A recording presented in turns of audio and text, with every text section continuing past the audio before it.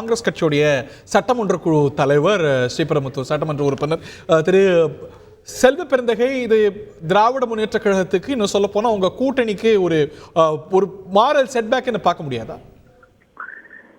எப்படிங்க ஒரு மாரல் செட்பேக்னு சொல்றீங்க? இது நீதிமன்றத்தின் தீர்ப்பு, நீதிமன்றம் தீர்மானிச்சிருக்கு. இன்னும் அடுத்த கட்டமா உச்ச நீதிமன்றத்திற்கு அவர்கள் அணுகுவதற்கு வாய்ப்பு இருக்கு. ஒரேடியா உச்ச நீதிமன்றத்துல தீர்ப்பு கொடுத்து அம்மையார் ஜெயலலிதாக்கெல்லாம் தீர்ப்பு மாதிரி எல்லாம் இருந்துச்சுன்னா நீங்க சொல்லலாம் ஒரு செட்பேக். இப்போ ஏற்கனவே கீழமை நீதிமன்றம் குன்ஹா ஜட்ஜ்மென்ட் வந்த போதே செட்பேக் தான நீங்க எல்லாம் விமர்சிச்சீங்க, எல்லாரும் விமர்சிச்சாங்க. இல்லங்க, விமர்சனம் என்பது வேறுங்க. ஆனா இந்த நீதிமன்றம் கொடுத்த தீர்ப்பை நாங்க ஏற்றுக்கொள்ள முடியாதுன்னா சொல்லலையே. நீதிமன்ற தீர்ப்பை ஏற்றுக்கொள்றோம். ஆனா அதே நேரத்துல விமர்சனங்கள் வரும். விமர்சனங்கள் வைப்பதற்கு எல்லாருக்கும் உரிமை உண்டு.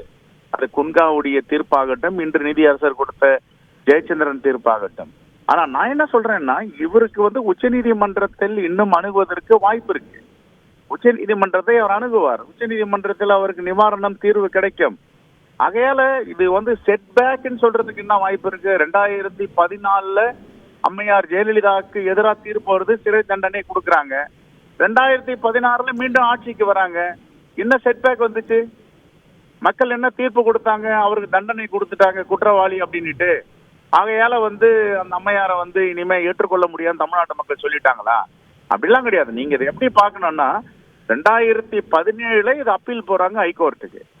2021 ஆட்சி வருது, புதிய ஆட்சி, திராவிட முன்னேற்ற கழகத்தின் ஆட்சி. திராவிட முன்னேற்ற கழக தலைவரும் முதலமைச்சரான மாண்புமிகு மு.க. ஸ்டாலின் அவர்கள் இருக்கிறார். ஆனா அந்த துறை யாருகிட்ட இருக்கு? அந்த DVS, director of vigilance anti corruption, முதலமைச்சர்கிட்ட இருக்கு.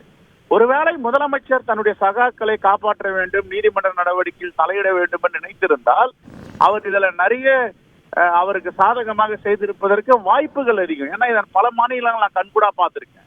தமிழ்நாட்டிலே நடந்திருக்கு.